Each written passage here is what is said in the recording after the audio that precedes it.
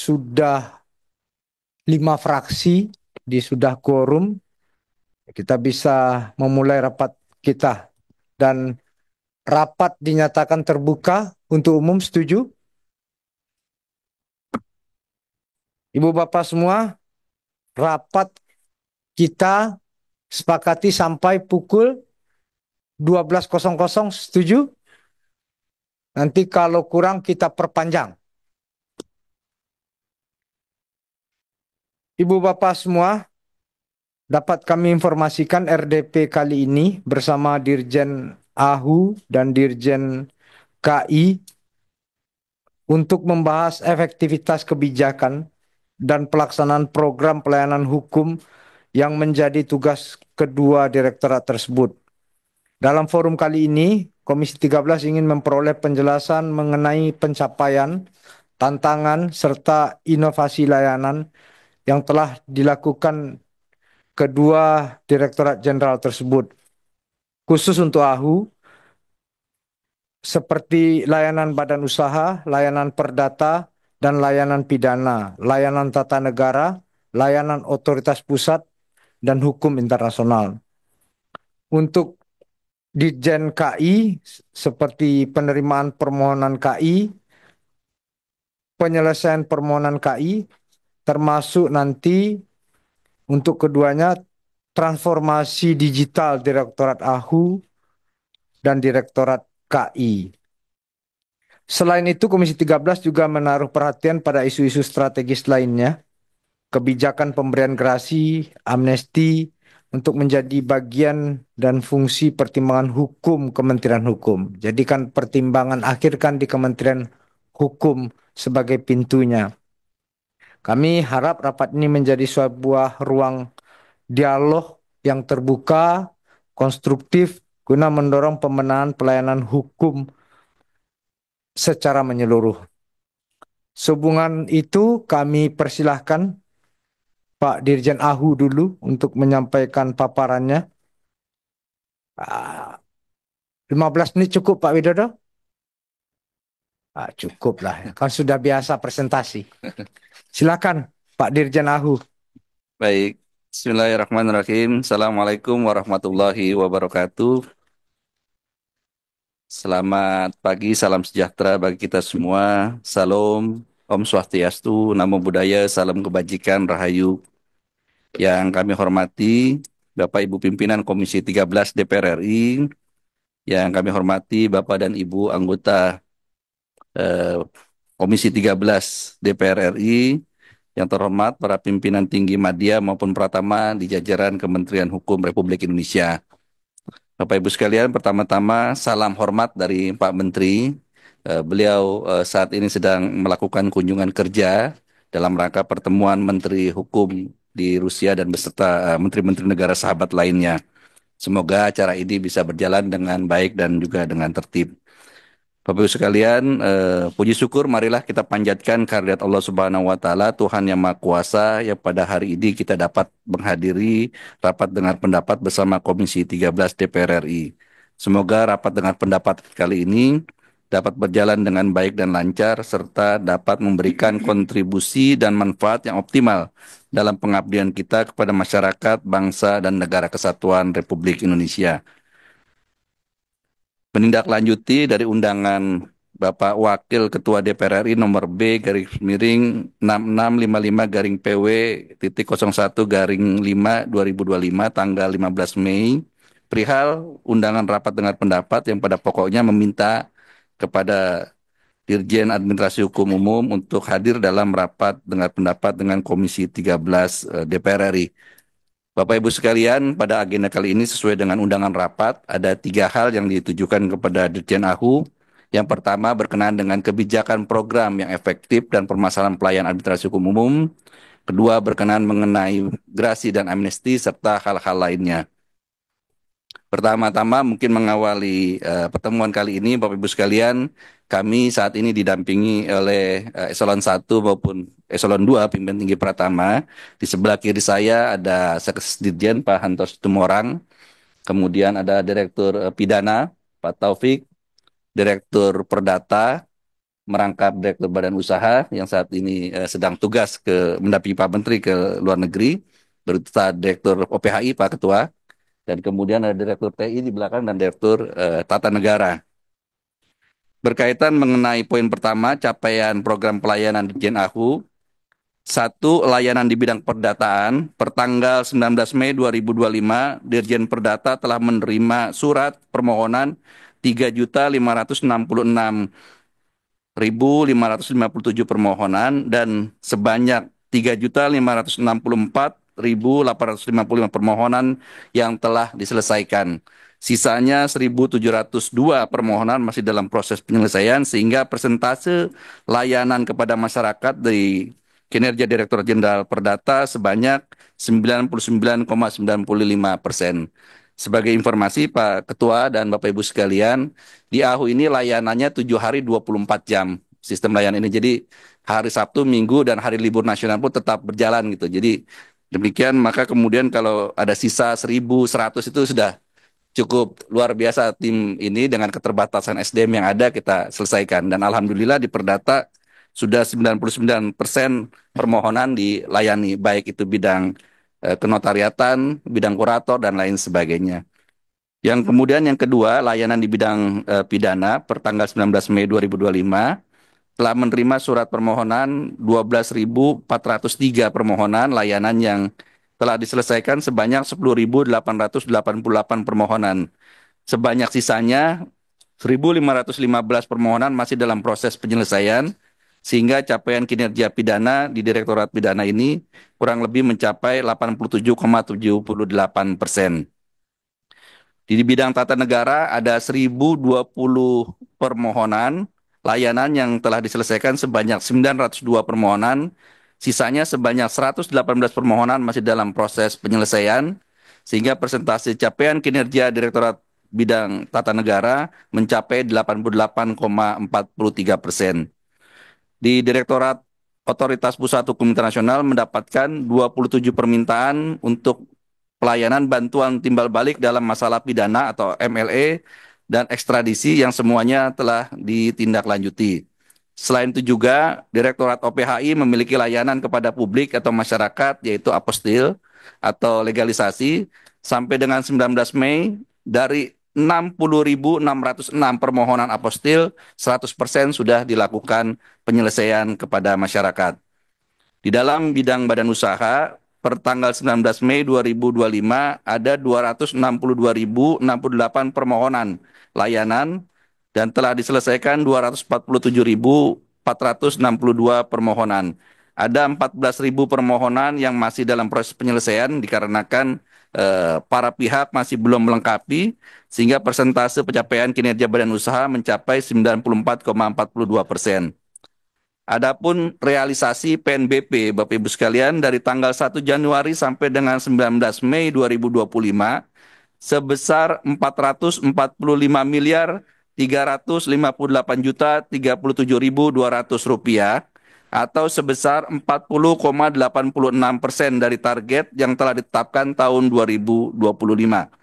Berdasarkan data penerimaan tahun lalu, pada tanggal dan bulan yang sama, yaitu 19 Mei tahun 2024, PNBP AHU itu tercatat sebesar 433 miliar 858 juta 543.859 rupiah atau ada kenaikan dibandingkan tahun 2024 yang lalu sebesar 2,65% dibandingkan tahun lalu.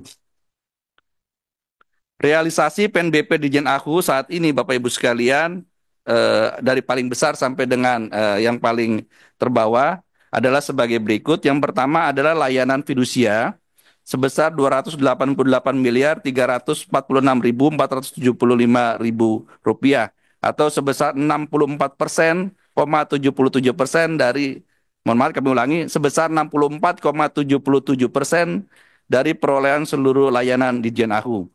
Adapun yang kedua adalah layanan badan hukum, baik itu berupa perseroan terbatas, yayasan, perkumpulan, dan lain sebagainya, PTP atau PT perorangan, sebesar 105 miliar 997.325.000 rupiah. atau sebesar 23,67% dari perolehan seluruh layanan Ditjen Aku. Sedangkan layanan kenotariatan sebesar 23 miliar 229.550.000 atau sebesar 5,35% dari perolehan seluruh layanan yang ada di Ditjen Aku.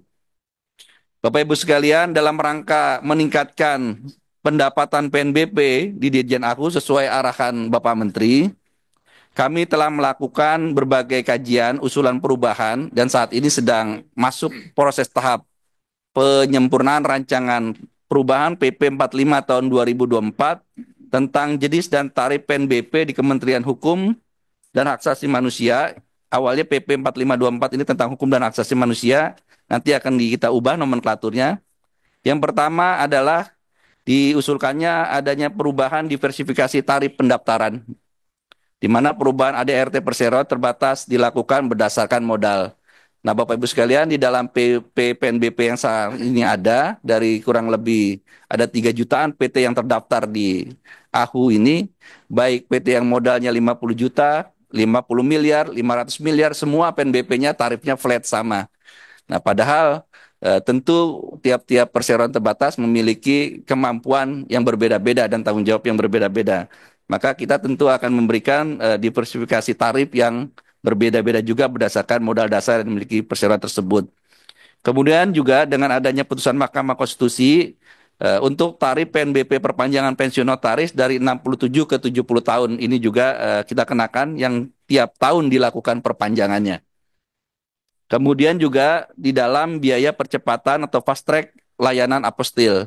Selama ini layanan apostil diberlakukan baik itu pelajar maupun untuk urusan bisnis dilakukan secara sama, tapi dalam temuan di lapangan banyak sekali masyarakat yang menginginkan kalau bisa dilakukan layanan percepatan sehingga untuk kegiatan ekonomi bisa lebih cepat lagi, terutama hal-hal yang berkaitan dengan ekspor dan impor dan kegiatan-kegiatan usaha yang melibatkan dunia internasional.